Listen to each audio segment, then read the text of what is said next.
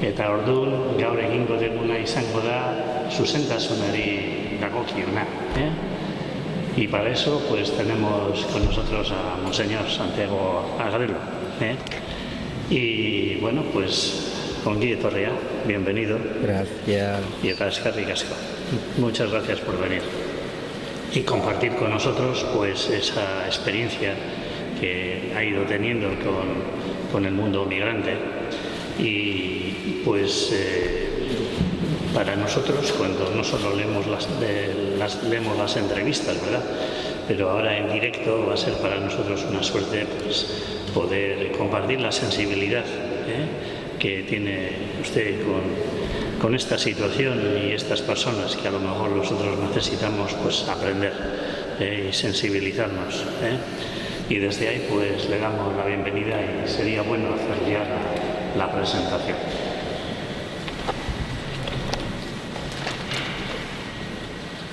Bueno, gaur guztioi, ongi etorriak, itzaldi honetara. Buenas noches, bienvenidos, bienvenidas a este encuentro diferente. Sin esperarlo, pues nos hemos encontrado que le tenemos aquí a Santiago Agrelo.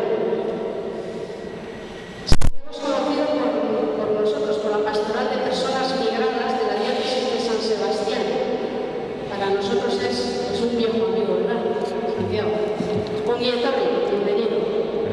Podemos hablar de muchas cosas, ¿no?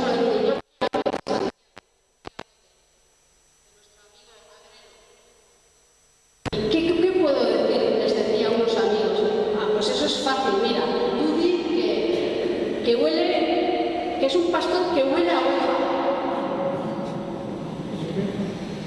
Que está implicado, que ha estado implicado en el reparto directo de la comida del bosque de Monte Grubú, de la provincia de Nador, que ha acompañado muchas veces en la vaina, muchas veces le hemos visto, ¿verdad? Que ha acompañado a la gente, que ha sufrido con la gente, que ha estado con la gente, llorando, estando, padeciendo con ellos y con ellas. Cuando nuestros hermanos han sido perseguidos, él, como arzobispo, ha abierto las puertas de la catedral de Tánger. Tremendo, Tremendo. Eta hirurogei hamabost urte zituela, bueno, bere utzileak izan zituen, hartzain utzilearreko lanak izan zituen, eta gaur dago jubilatuta.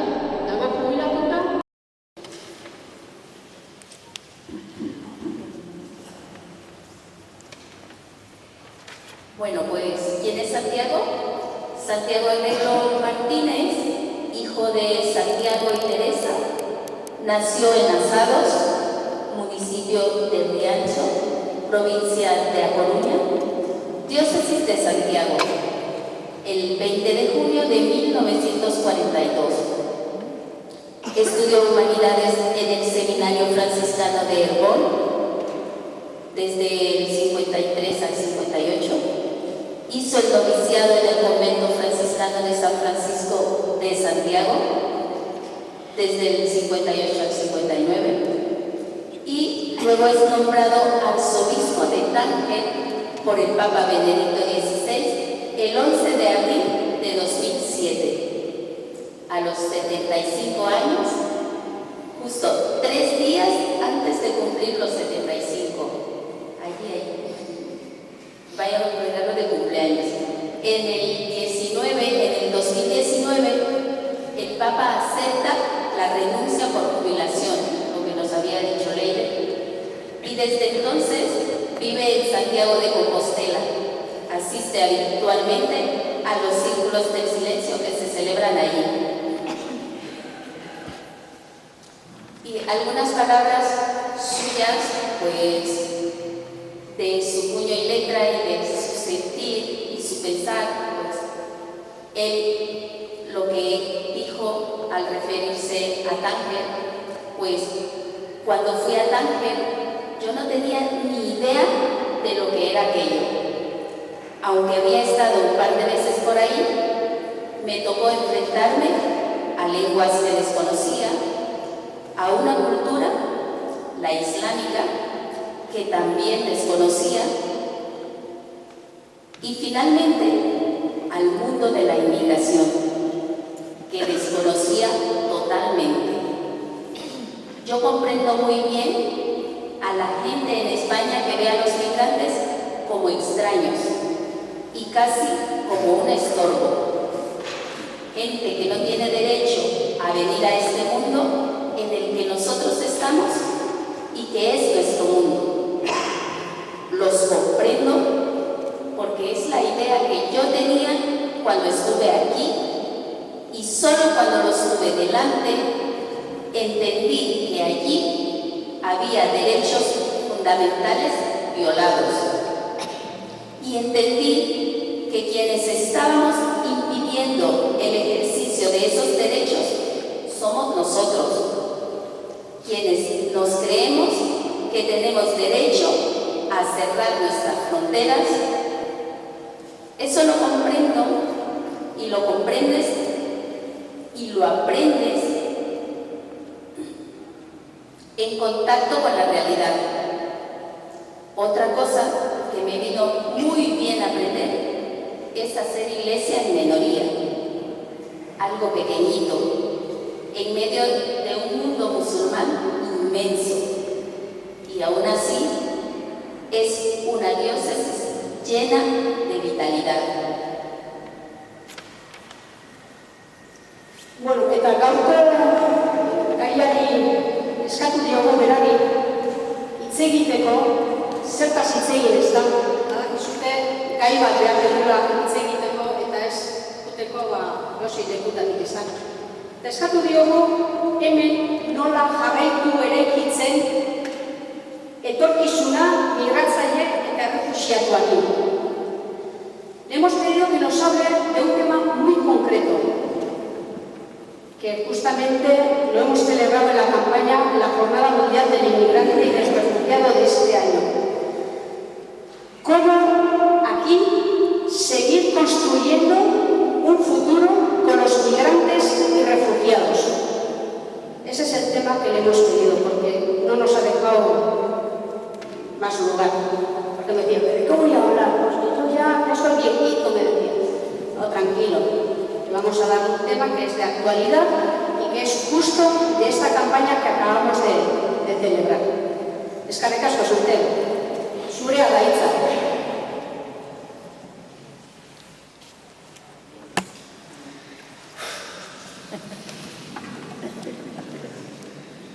Buenas noches a todos, a todas. Construimos un futuro con emigrantes y expresando un deseo que entiendo en la sociedad no se corresponde todavía para nada con la realidad. Construir un futuro con emigrantes y refugiados. La evidencia de que las cosas no son así es que no hay en España un solo partido político, digo uno solo, que considere al emigrante y al refugiado como parte de nuestro futuro. Del nuestro, no digamos ya pensar en el futuro como algo a lo que tiene derecho el emigrante y el refugiado, porque son dos cosas distintas. Lo que yo puedo hacer para que el emigrante y el refugiado se integren en la vida de la sociedad a la que yo pertenezco, en último término, eso representaría también una ventaja para mí. Y lo que yo puedo hacer para que el emigrante y el refugiado tengan un futuro al que tienen derecho. Ninguna de estas cosas es hoy parte ni del ideario político, ni tampoco de la conciencia religiosa, en este caso de los cristianos, de los católicos. Si he encontrado en el camino de acercamiento a los emigrantes y de propuestas para el futuro de los emigrantes, si he encontrado oposición, ha sido sobre todo dentro de las comunidades eclesiales, curiosamente. De ahí que este título, Construimos un futuro con emigrantes y refugiados, representa un deseo, no una realidad. Y el deseo, visto que les hablo a ustedes aquí esta noche, el deseo es que cada una de las personas que aquí hoy estamos vuelva a su casa con la conciencia de que tiene una responsabilidad con este mundo concreto, que es un mundo de pobrezas extremas, el de los refugiados y el de los emigrantes, que tenemos una responsabilidad concreta con ellos y que esa responsabilidad es personal, que yo no voy a esperar para comprometerme con el mundo del emigrante y del refugiado, no voy a esperar, no puedo esperar que lo haga el partido político, ningún partido político, porque para empezar no lo van a hacer. Y no se trata ya solo de los partidos políticos en España, es que se trata de Europa, se trata en general de la política migratoria de casi todos los países. Y esto me lleva a proponer aquí un tema que va derecho a la conciencia personal. No me puedo dirigir a colectividades, sería absolutamente inútil dirigirme a la conciencia personal para ver qué es lo que cada uno de nosotros puede hacer, o si hablamos desde la fe, lo que cada uno de nosotros está llamado a hacer con relación al mundo de la emigración y del refugiado. Entonces, el título que yo le di a esta reflexión es Soñamos el sueño de Dios. Hacer de la tierra la casa de todos. Creo que esto para el Papa Francisco se ha transformado como un motivo concreto de insistencia y de actividad en sus discursos, en sus palabras, supongo que en sus oraciones y supongo que hasta en sus sueños. Hacer un mundo de hermanos.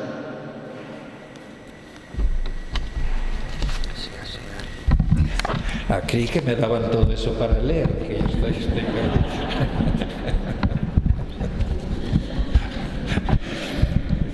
Era un imprevisto total. Hacer de la tierra la casa de todos. Ese sueño de Dios al que hace referencia el título de la reflexión ha de entenderse como algo que Dios sueña estando despierto, algo que Dios desea ardientemente y que por lo tanto se supone que es parte de nuestro credo, de nuestra fe, algo por lo que Dios lucha con tenacidad desde la creación del mundo, el que la tierra sea de todos. Como veis, a Dios le llamamos todopoderoso, pero por lo visto en estas cosas muy poderoso no parece que sea. Resulta que el poder de Dios lo ha dejado todo en nuestras manos y no parece que a lo largo de la historia nosotros a Dios le hayamos facilitado la realización de sus sueños. Y vamos a ver si algo de responsabilidad tenemos en eso o no. Dios sueña con hacer de la tierra la casa de todos. Me pregunto quién es el sujeto de ese hacer. Dios sueña con hacer.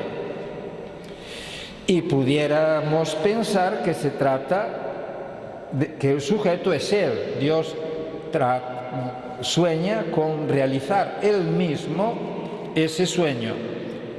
Pero va a ser que no. El sueño de Dios es que el hombre haga de la tierra la casa de todos. Es que nosotros hagamos de la tierra la casa de todos. Y me pregunto también lo que significa la palabra casa cuando la utilizamos en este contexto. La acepción que parece más sencilla y más al caso es la del lugar en el que se puede habitar.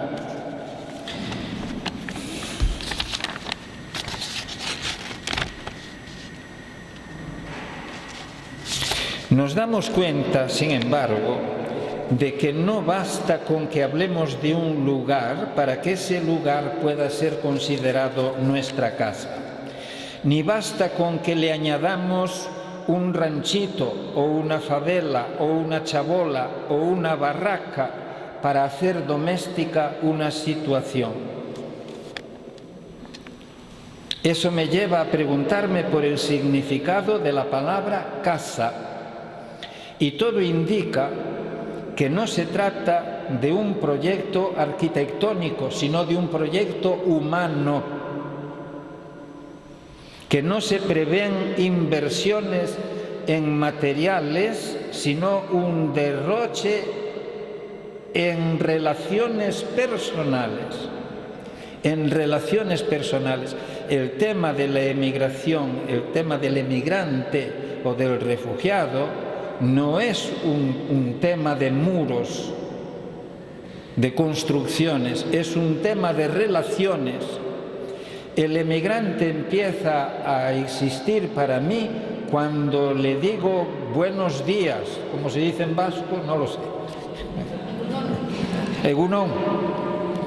La importancia que tiene en la relación con los demás, en el encuentro con los demás, cualquier detalle, desde la mirada, el gesto de la mano, la sonrisa o un egunon, algo que le haga saber al otro que existe para mí, que es importante para mí, aunque yo no conozca de él absolutamente nada, simplemente el verlo. Y ustedes comprenderán que vivimos en un mundo que este tipo de relación, no sé si es que lo teme o lo evita. Vamos por la calle como si fuésemos islas, no nos miramos unos a otros. Ah, la señora aplaude.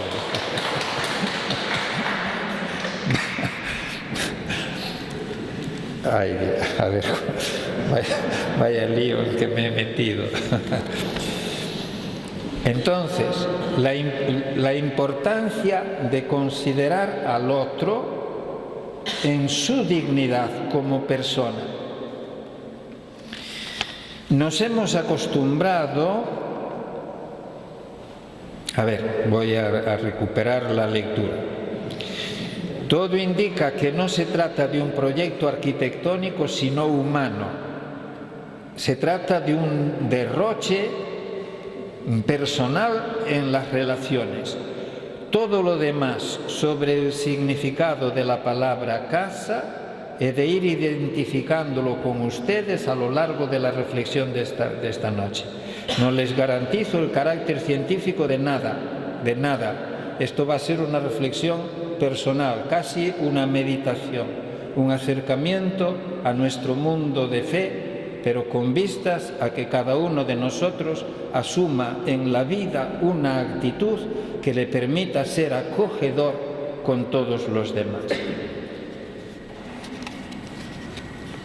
Intento solo que esto sea, pues eso, una aproximación afectuosa a los sueños de Dios. Los corredores de la muerte. Nos hemos acostumbrado a su presencia. En realidad, somos nosotros quienes los hemos construido. Los consideramos estructuras necesarias para protegernos del miedo. Los hacemos cada vez más largos y más oscuros.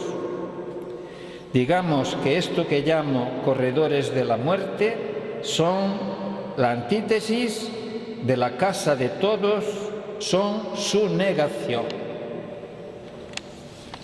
Los hay legales y democráticos, corredores en los que hombres y mujeres condenados a muerte esperan el momento de la ejecución.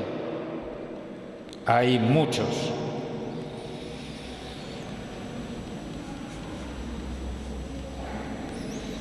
Hay razones de Estado, hay intereses de Estado, hay cloacas de los Estados. Imagínense el corredor de la muerte que supone, y es un corredor legal, absolutamente legal, ese que lleva a miles de personas a dejar la vida en los desiertos de África, a estropear la vida delante de vallas, muros, fosos, tecnología que democráticamente ponemos entre los pobres y el pan.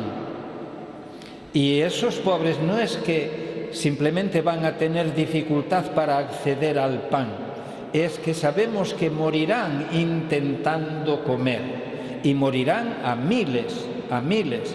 Esos corredores de la muerte que pasan por el desierto del Sahara, o en el Atlántico entre África y Canarias, o en el estrecho de Gibraltar, o entre Argelia y Almería en el mar de Alborán, esos corredores están justificados e interiorizados en nuestra conciencia como lo más legítimo, lo más natural, lo más normal. Dice, ¿de qué nos protegen? Supongo que nos protegen del miedo. ¿De qué miedo?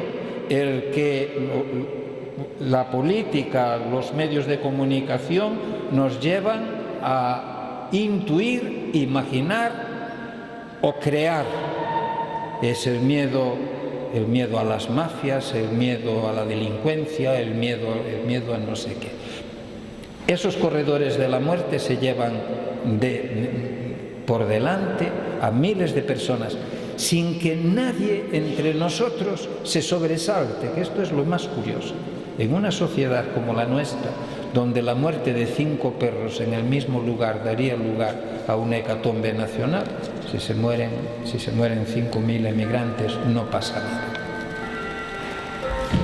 Más oscuros aún resultan los corredores de la muerte que todos parecemos tolerar y bendecir, o al menos ignorar. Dice, 828 millones de personas en el mundo están subalimentadas. La malnutrición causa el 45% de las muertes en los niños menores de 5 años. 3 millones de niños cada año, más de 3 millones de niños cada año.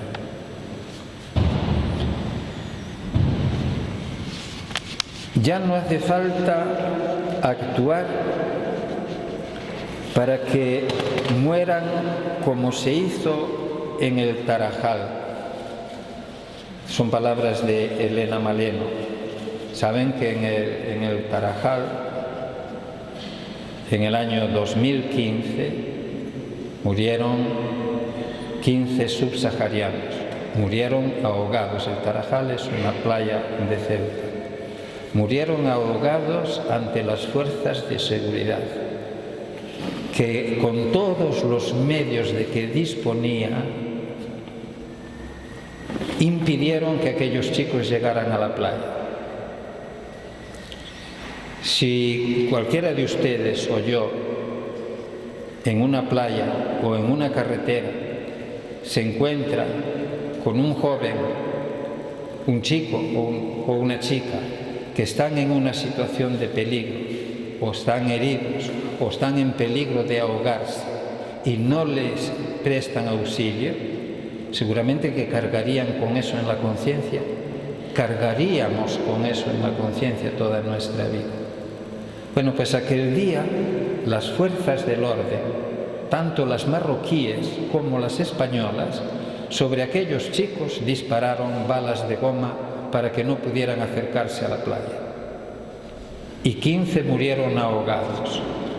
Y los tribunales españoles en diversas instancias declararon que las fuerzas del orden no tenían en eso responsabilidad ninguna. Ninguna. ¿Saben lo que es responsabilidad ninguna? Ni las fuerzas del orden, ni los representantes, los responsables políticos. Nadie. Los únicos responsables, los que murieron. Ya no hace falta actuar para que mueran como se hizo en el Tarajal. Ahora simplemente les dejamos morir.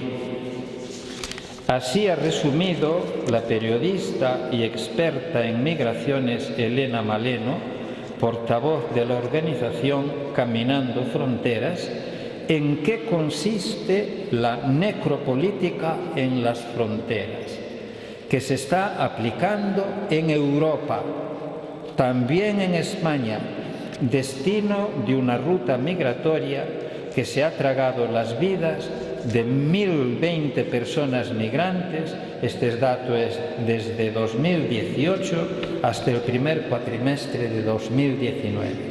La cita estaba tomada de ese dato. Son más de 1.000 las víctimas del crecimiento de políticas para generar muerte en la frontera occidental europea.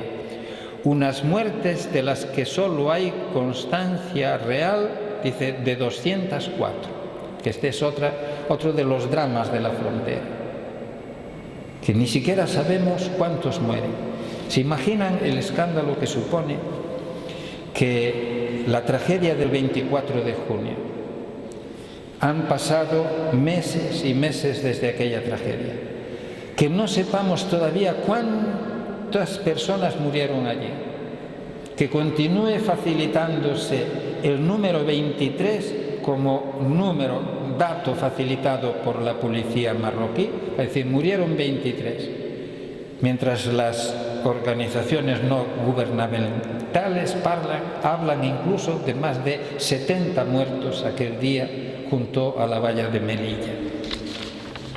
Así que meses después, en un Estado como el Estado español, que dispone de todos los medios para saber lo que pasa en tu alcoba, que no podamos saber todavía cuántas personas murieron aquel día, ni dónde murieron, si murieron en el lado marroquí, si murieron en el lado español.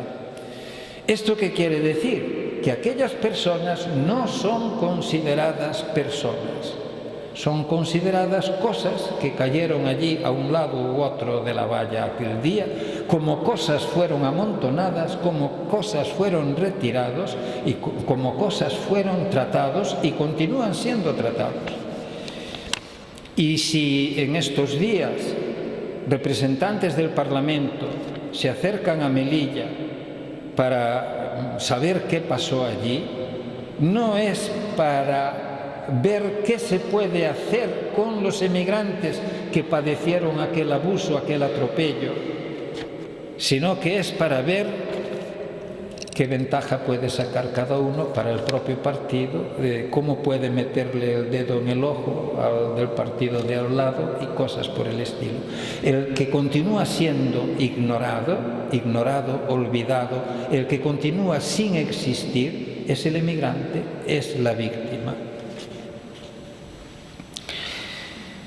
La ausencia de los cuerpos de los emigrantes desaparecidos, ya se trate en el desierto, ya se trate en el mar, la ausencia de sus cuerpos invisibiliza el relato de violencia que llevó a su desaparición y crea profundas brechas en las vidas de sus familias y en las comunidades de origen. Con todo, la creatividad para inventar corredores de la muerte no se agota en los que hemos señalado. Que alguien cuente, si puede, los niños de la guerra, los niños de la basura, los niños y niñas en las redes de trata, los niños explotados en trabajos de adultos, las mujeres esclavizadas en redes de prostitución y de trata. La situación de la mujer en los caminos de la emigración es una tragedia de principio a fin. Si lo es la de los chicos, imaginen por un momento la de las mujeres, si son capaces de imaginar. África muere de hambre porque es rica. Si no lo fuese, nadie pelearía por apoderarse de esa riqueza. En el siglo pasado, África fue europea. Hoy es de China, de Estados Unidos, pero continúa siendo de no África.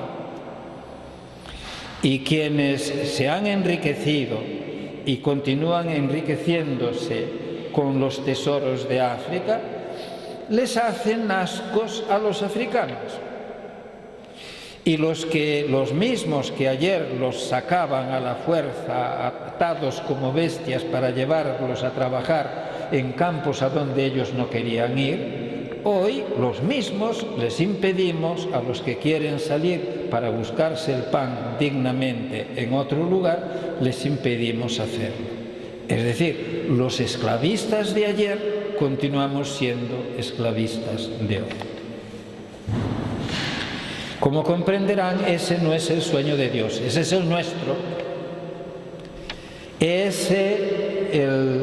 El lobo que tiene agarrado al cordero por el pescuezo y no lo va a soltar nunca, por muchos discursos que le hagamos al lobo para que suelte su presa. No lo va a hacer. El dinero no empezará a tener corazón, nunca, nunca. Entonces, de ahí la reflexión de esta tarde, que es: Dios soñó las cosas de otra manera. Y se supone que para nosotros va a ser responsabilidad personal hacer las cosas de otra manera. Dios soñó una tierra paraíso. La casa de todos está proyectada para que el hombre viva. Está pensada para proteger la vida, para gozar de la vida, para respetar la vida, para favorecer la vida. En la casa de todos, la vida del hombre no es solo un derecho, no es solo el fundamento de los demás derechos que el hombre tiene, es también el porqué y el para qué del proyecto creador que tiene Dios. La gloria de Dios, su sueño, es que el hombre viva. Y para ello le dio por casa la tierra, casa de todos, un inmenso corredor de la vida. Y ese es el significado que tienen en la Sagrada Escritura relatos que ahora nos pueden parecer míticos, pero que en realidad están llenos de verdad humana. El relato del paraíso terrenal se corresponde con el sueño de Dios para la humanidad entera y para siempre. No es un cuentecito relativo a algo del principio. Es lo que la tierra está llamada a ser en todo momento para la humanidad. Si ustedes lo pensaron alguna vez, cómo se estropeó aquello que llamamos el paraíso terrenal, se estropea desde el momento. En aquel momento tenían solo 2 habitantes, según el mito, ¿verdad? ¿Cómo se estropea el invento? Cuando aquellos habitantes intentan apoderarse de lo que se les había regalado. Y va a resultar ser ese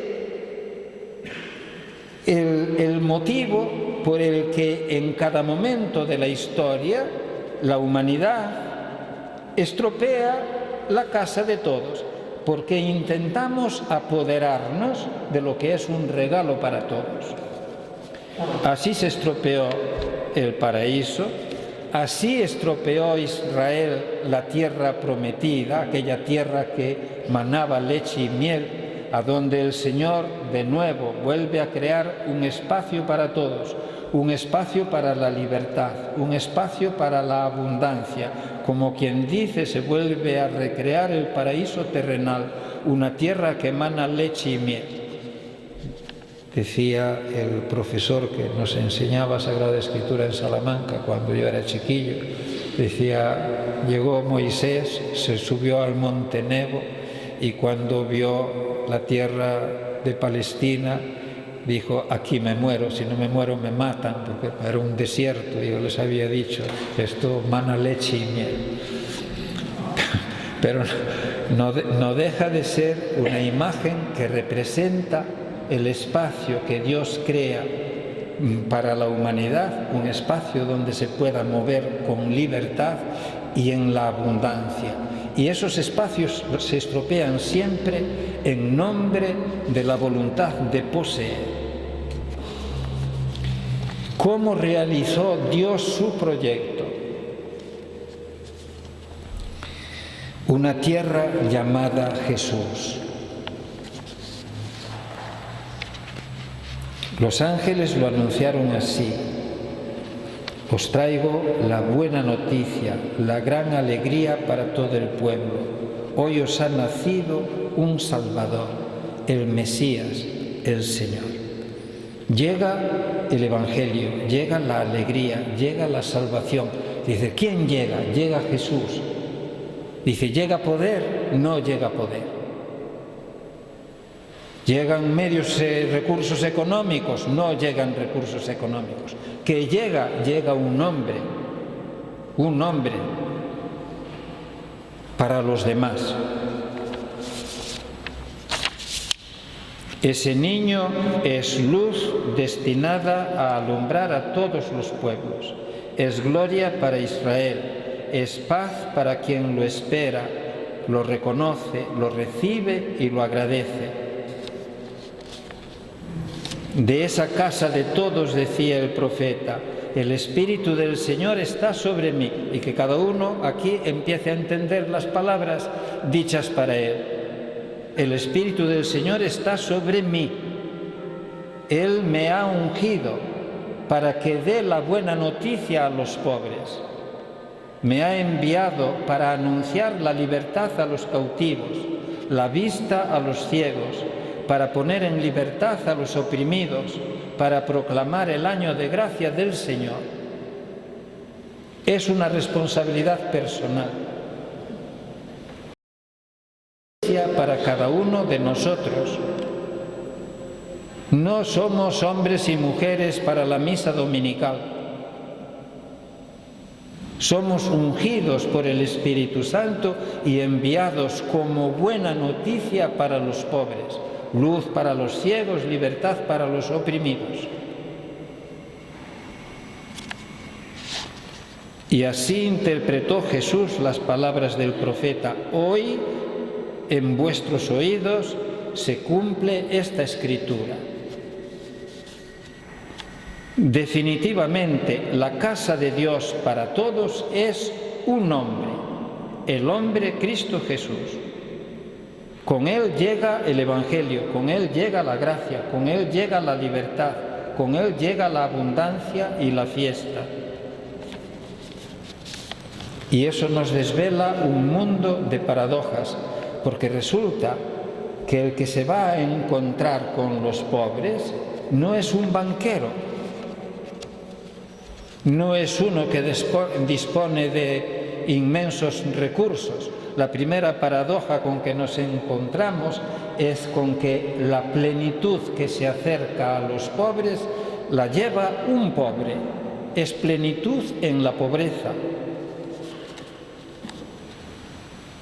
La plenitud del paraíso se nos ofrece en formas inequívocas de pobreza. Y esto tal vez tendría que empezar a obligarnos a hacernos preguntas sobre nuestro estilo de vida, sí, nuestra forma de estar en la vida, nuestra forma de gastar. Jesús es un pobre. San Pablo lo dijo de aquella manera: el Cristo, siendo rico, se hizo pobre para enriquecernos a todos con su pobreza. La plenitud llega en forma de carencias. El que es el paraíso para todos no encontrará en la tierra un sitio para él.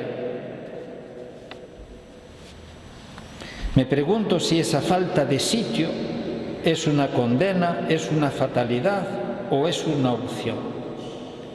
Y algo me dice que es sobre todo una opción. Clara de Asís se asomó a en la contemplación al misterio de aquella pobreza divina. Dice: en este espejo, en Cristo, resplandecen la bienaventurada pobreza, la santa humildad, la inefable caridad, como lo podrás contemplar con la gracia de Dios en todo el espejo. Mira atentamente en el comienzo de este espejo a la pobreza de aquel que fue colocado en un pesebre.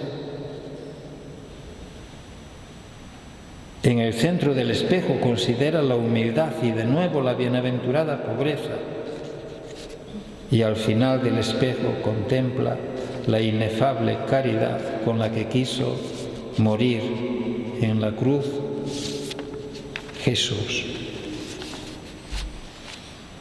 La plenitud del bien llega desde Nazaret, de donde, según la ironía del dicho popular, se presume que nada bueno puede salir.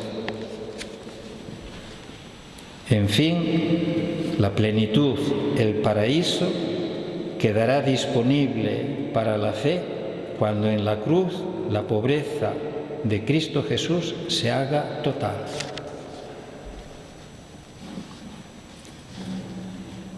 Nadie piense, sin embargo, que la pobreza tiene poder para devolvernos al paraíso perdido. De él salimos por desobediencia y solo la obediencia puede devolvernos allí. Pero la pobreza es condición indispensable. Algunos se escandalizan de la cruz de Cristo y temen ponerla en relación con nuestra redención. Piensan y piensan bien que no es el dolor el que nos redime, pero piensan mal si no ven en la cruz de Jesús la dimensión extrema de la pobreza y de la obediencia necesarias para que el hombre nuevo abra de par en par al hombre viejo las puertas del paraíso. La plenitud que es Cristo se ofrece a todos, pero solo los pobres tienen espacio vacío para recibirla. La casa que es Cristo está abierta para todos, pero solo los pobres entrarán en ella.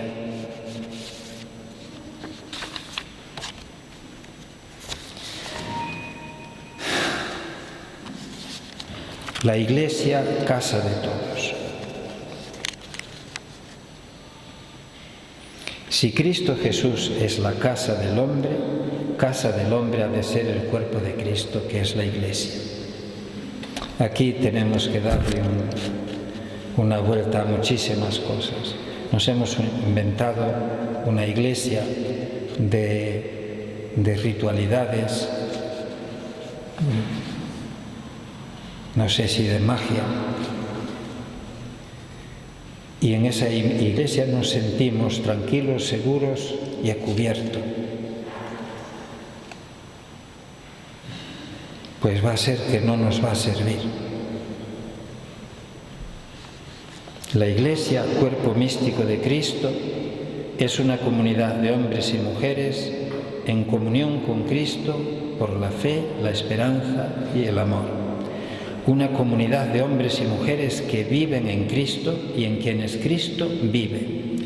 una comunidad de hombres y mujeres que han recibido el Espíritu de Cristo para ser en Cristo hijos de Dios. Una comunidad de hombres y mujeres que han muerto con Cristo, han resucitado con Él y viven con Él. Cristo, tierra que Dios ha constituido casa del hombre, continúa acogiendo a todos en su cuerpo, en su iglesia.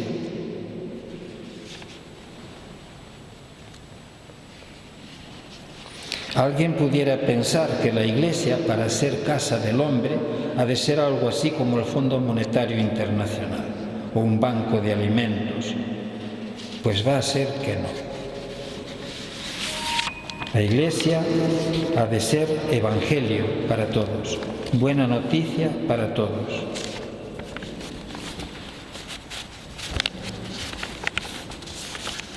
Un icono de lo que podemos ser. Y voy a terminar. La viuda pobre y su limosna grande. El evangelista Marcos lo contó así. Se sentó enfrente de la sala del tesoro y observaba cómo la gente iba echando dinero en el cepillo. Muchos ricos echaban en cantidad. Se acercó una viuda pobre y echó unos cuartos. Llamando a sus discípulos, les dijo: esa viuda que es pobre ha echado en el cepillo más que nadie, os lo aseguro, porque todos han echado de los que les sobra, mientras que ella ha echado de lo que le hace falta. Hay en este relato algo que me lleva a asociar la imagen de la viuda pobre con el misterio de Jesús de Nazaret. Puede que sea la pobreza, puede que sea la condición humilde, puede que sea ese más que nadie referido al don, puede que sea ese todo lo que tenía para vivir referido a la magnanimidad de quien lo hace. Lo que Jesús admira en la viuda es lo que nosotros vemos asombrados en el Dios de Jesús, en aquel que tanto amó al mundo que dio a su Hijo único para que tenga vida eterna. Y es también lo que contemplamos en Jesús, el Hijo de Dios que nos amó hasta dar la vida por todos. Tienen ustedes buenas razones para pensar que el paraíso no está donde abundan los recursos, que poco o nada tiene que ver con palacios, con parlamentos, con institutos bancarios, que lo hacen posible el paraíso, lo hacen posible la fe, con la esperanza y el amor de los pobres.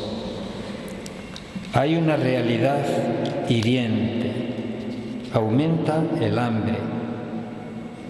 El capitalismo financiero aplasta a 4.500 millones de personas. La riqueza tiende a acumularse, no a compartirse. La única casa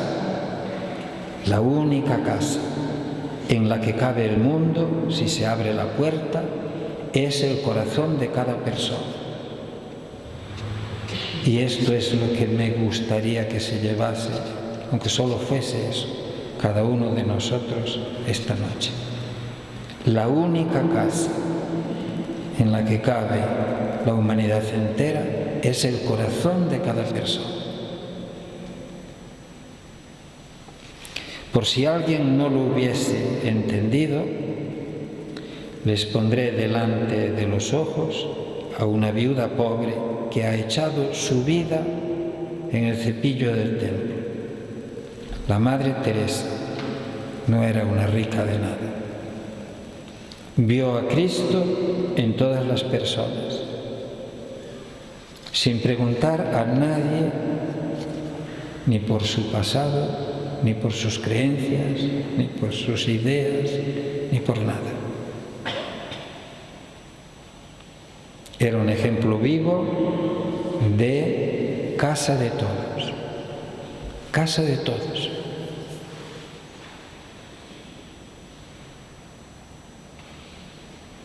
Y una hija suya escribió: esforzaos en poner amor donde no hay amor y encontraréis amor. Esforzaos en poner paz donde no hay paz y encontraréis paz. Es decir, que todo termina por ser responsabilidad nuestra, personal.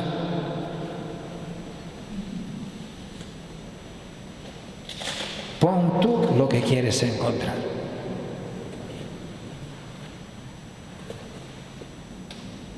Es manifiesto que la casa de todos nadie la va a encontrar hecha. Eso sí, cada uno de nosotros, cada uno tiene la posibilidad de construir esa casa de todos. Díganse cada uno a sí mismo cuánta humanidad cabe en su corazón.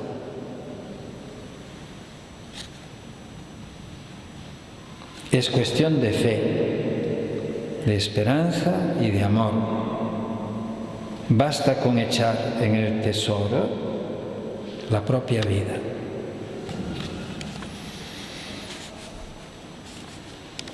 Otro icono sugerente de esa casa de todos es la Eucaristía. Sea que consideres la pobreza de la asamblea eucarística, la pobreza de los dones presentados para la Eucaristía, la humildad de la forma en que se nos ofrece el Hijo de Dios. Hoy nos hemos acercado todos, hemos levantado la mano y así se nos ha ofrecido. Y era el Hijo de Dios, el Cristo, el Salvador, la vida eterna. Hallarás siempre, ¿qué es lo que encuentras? Hallarás siempre plenitud en la limitación. Abundancia, encuentras el cielo en los 2 reales de tu vida y de tu ofrenda.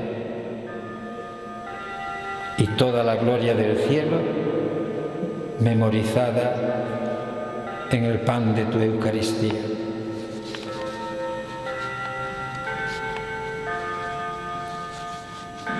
Bueno, comprendo que he hablado de una locura.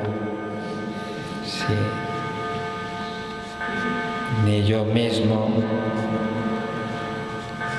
cuando empecé este recorrido, intuí a dónde me iba a llevar.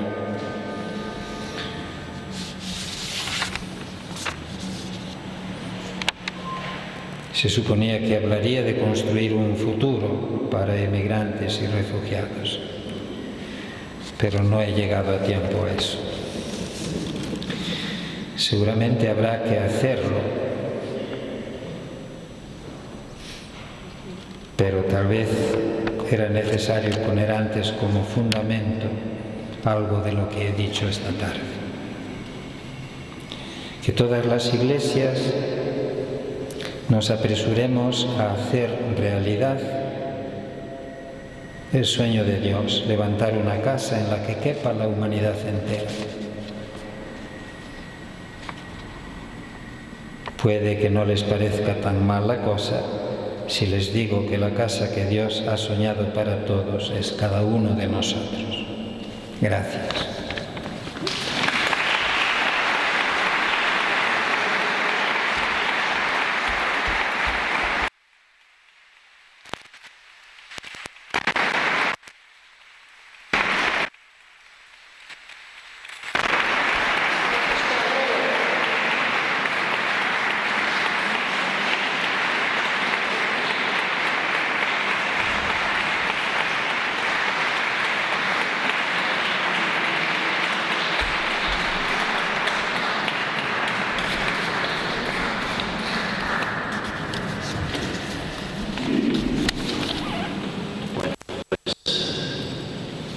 Muchas gracias por ponernos ante nuestra conciencia por poner delante de nosotros al Dios de la vida, que quiere una casa para todos, una iglesia que sea constructora de esa casa, y unas personas con esa conciencia que podamos sentir a los demás como Dios les siente.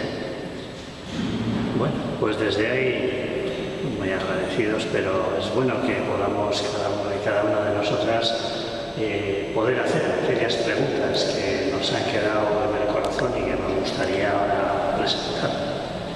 Por tanto, quienes queráis preguntar, lo vais haciendo y Leire os irá pasando el micro. Preguntar con libertad, que yo responderé lo que sepa.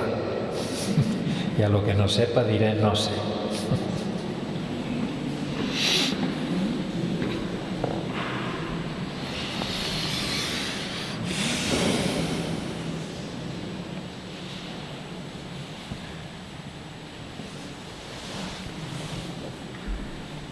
Muchas gracias, Santiago Agrelo.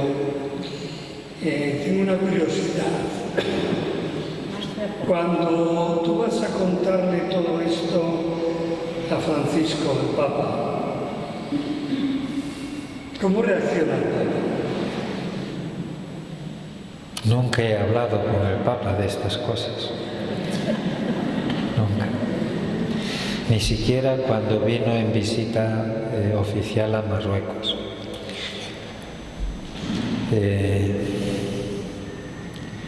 Sí comenté con él en esa ocasión, delante de todos en la comida, que fue el único momento en el que pude hablar con el Papa, que la visita suponía para los emigrantes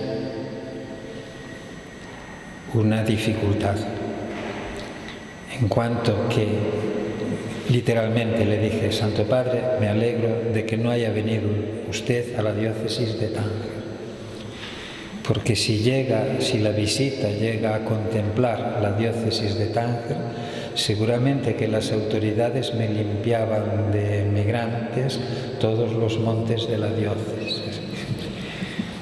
Quiero decir que una visita oficial tuvo un encuentro oficial con emigrantes, lo hubo, y en ese encuentro era yo el encargado de recibir al Papa y pronunciar las palabras de acogida y despedida.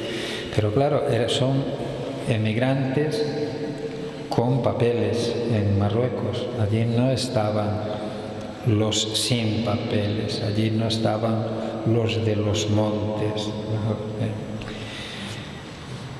El Papa es consciente de eso y el Papa tiene una sensibilidad muy especial con relación al mundo de la inmigración, muy especial. A veces pienso que incluso mayor que la mía. Y mira que yo he estado entre ellos pues, muchos años. Y tiene más autoridad para decir las cosas de la que pueda tener yo.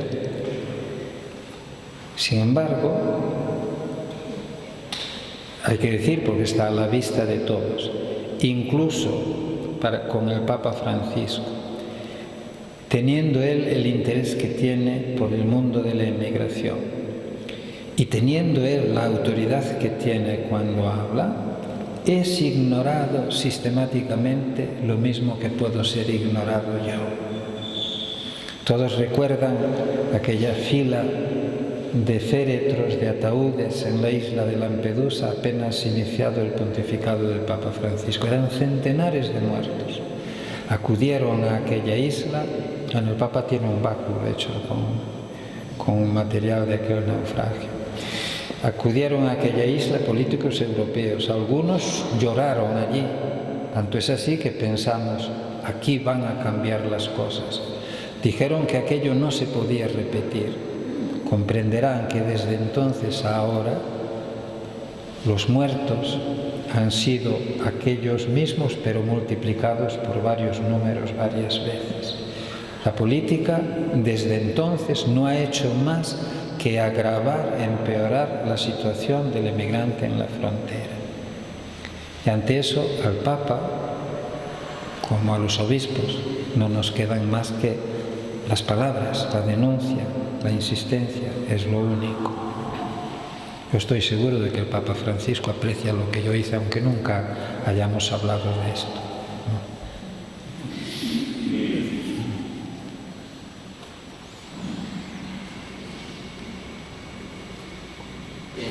Aquí una de las cosas que el próximo domingo también haremos alguna cosa conjunta con el mundo islámico de aquí, con dos asociaciones y bueno, pues los católicos, algunos ortodoxos también, en relación pues con las fronteras, y vamos a hacer un día de la memoria. Bueno, vamos conjuntamente. ¿Qué sensibilidad hay en este mundo islámico, pues, en el que se mueve ordinariamente, no sé si las autoridades, pero sí las personas cercanas? ¿Qué sensibilidad hay en relación con esta acogida, con este mundo de inmigrantes que les llegan a ellos también de otros lugares? A ver, en Marruecos es un país de emigración. Ahí en Europa hay varios millones de marroquíes emigrados, Tanto se puede hablar de una emigración magrebí hacia Europa. Esa tiene unas características. En la iglesia de Marruecos, nunca hemos tenido un programa específico para atender a los marroquíes que intentan pasar a Europa. En realidad, pues esos están en su país, tienen siempre la protección, si queréis, del entorno, de la propia documentación, cuando no de la propia familia. Muy distinta es la situación del emigrante subsahariano que se encuentra en Marruecos. Entonces, yo no podría decir cuál es el sentimiento de la sociedad marroquí con relación a ellos. No podría decirlo porque no lo he estudiado, pero sensaciones sí que uno las tiene. Y en la sociedad marroquí hay racismo. Yo conozco casos clamorosos, imaginaos, de una religiosa negra que viene a trabajar en un hospital de religiosas en Tánger, que atienden pues a la sociedad marroquí. Esa monja tuvo que retirarse porque no la aceptaban. Para decir, los sentimientos de racismo en una sociedad son difícilmente confesables, pero fácilmente detectables. Es decir, es difícil que una persona se confiese racista, sabe que una cosa no viste bien, pero que tengan por dentro sentimientos racistas, eso es muy fácil. Y otra cosa que también se detectaba con una cierta facilidad en la sociedad, el aprovecharse de la situación del emigrante clandestino, el aprovechamiento.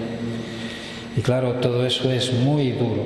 Claro que en una sociedad seguramente que también te encuentras con muchas personas que se comprometen en ayudar a los emigrantes. De todas formas, yo creo que para ellos, para los subsaharianos, en Marruecos, la Iglesia Católica era una referencia fundamental, era y es, en las dos diócesis.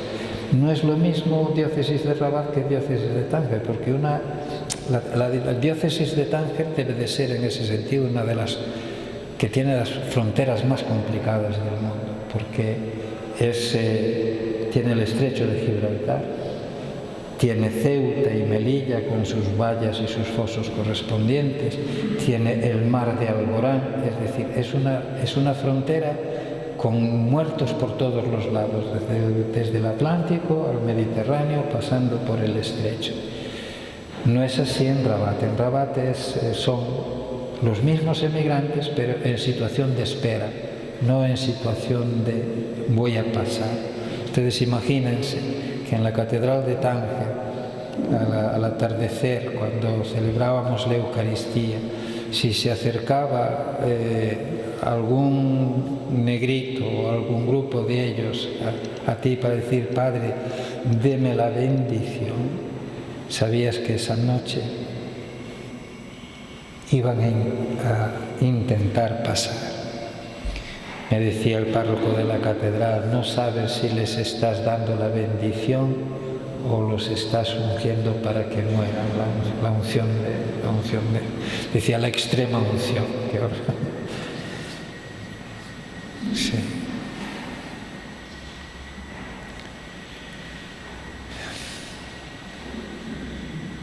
Cambiar en las sociedades lo que hay en el corazón con relación al que no conocemos, al que llega, al que es diferente, al que tiene otro color, al que tiene tal vez otra cultura, otra religión.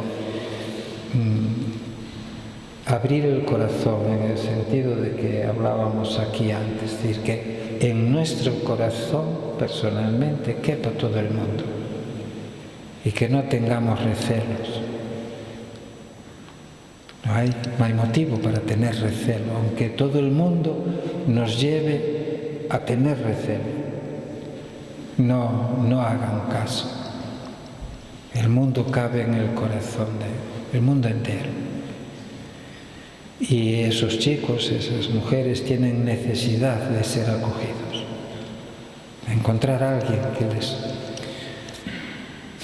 que los trate como personas, que les dé una esperanza. Pensar que por el sitio en que has nacido, que tu vida va a ser una complicación enorme. No.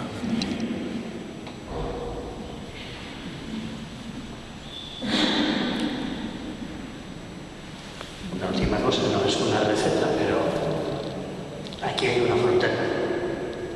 En el Bidasoa se devuelve el caliente, desde Francia, y ahí estamos la iglesia y no nos tiene hasta lejos. ¿Algún consejo?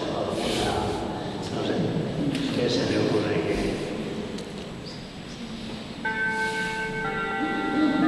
Consejos, es que ni se me ocurre ninguno. En Santiago yo nunca me encontré con inmigrantes, para decir. Me encuentro solo con los pobres que están en la calle pidiendo, en Santiago son muchos, tal vez por el hecho mismo de la peregrinación, son muchos. Nunca doy nada a los pobres en la calle, nunca doy nada. Normalmente nunca llevo nada encima, tampoco. Pero por principio, que el emigrante sea del tipo que sea, ya sea una persona sin techo, sin hogar, sea un mendigo, la persona que sea, tiene que encontrar en ti que es importante para ti.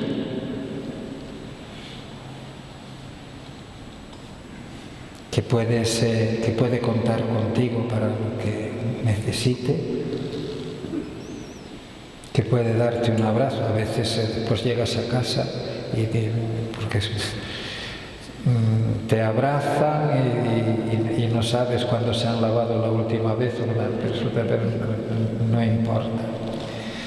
Quiero decir, yo no sé si pasan el Bidasoa, o es porque tienen familia más allá, o es porque esperan encontrar más fácilmente trabajo, recursos, medios de vida más allá de la frontera. Lamentablemente, Europa, los países europeos continúan razonando cada uno en función de sus propios egoísmos. Yo no me explico cómo no se plantean el problema real, el problema humano, enorme problema humano que es el de esta humanidad en los caminos de la emigración. Si lo que España y Europa llevan invertido en las fronteras para que estas personas no pasen, lo hubiesen invertido en acoger, estas personas hoy estaban todas trabajando, ganándose el pan dignamente,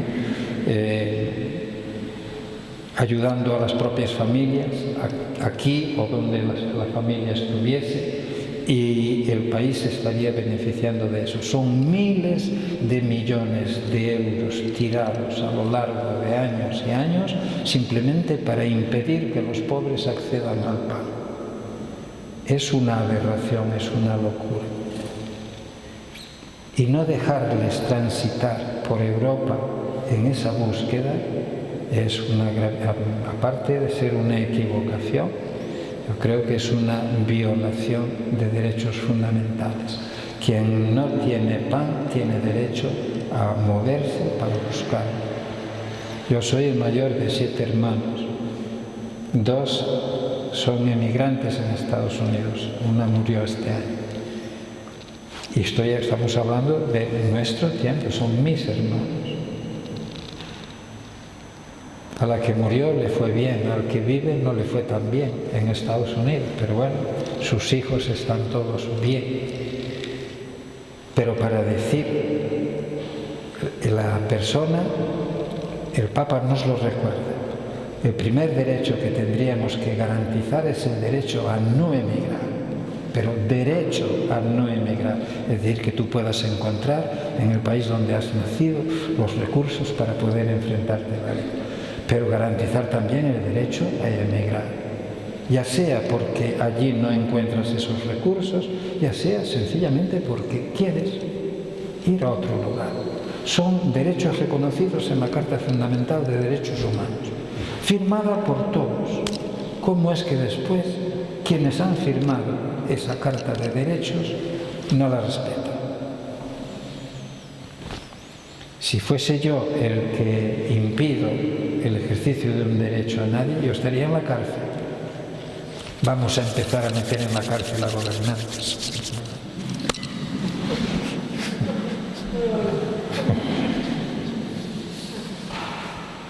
Bueno, beste galderarik ez baldin badago, que si no hay ninguna otra pregunta por hacerle, Santiago Abreu. Y recordaros que os van a dar una hojita para la conmemoración que tenemos prevista el próximo domingo, día 20. Vamos a hacer un acto significativo, creo que les debemos y anualmente lo haríamos a partir de este año. A las 12 de mediodía, y ahí nos dirán dónde.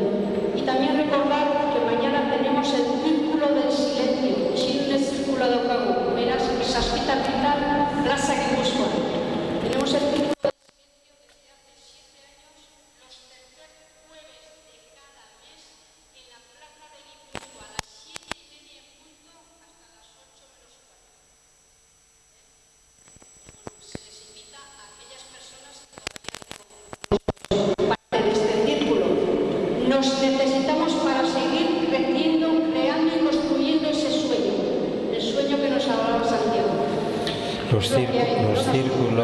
Los círculos de silencio son para concienciar a la sociedad de que hay un problema del que normalmente no somos conscientes.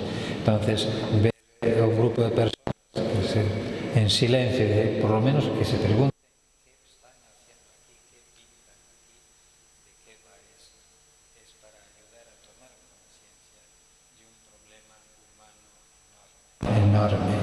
El sufrimiento que hay detrás de cada inmigrante no lo podemos imaginar. Las palabras no ya sobran. Lo que les duele a los políticos es el silencio. Y ya nos lo han hecho saber. Que por qué delante de la Diputación, a ver si no tenemos otro sitio, otro lugar. Pues no. Eso es nuestro también. O sea que ahí estaremos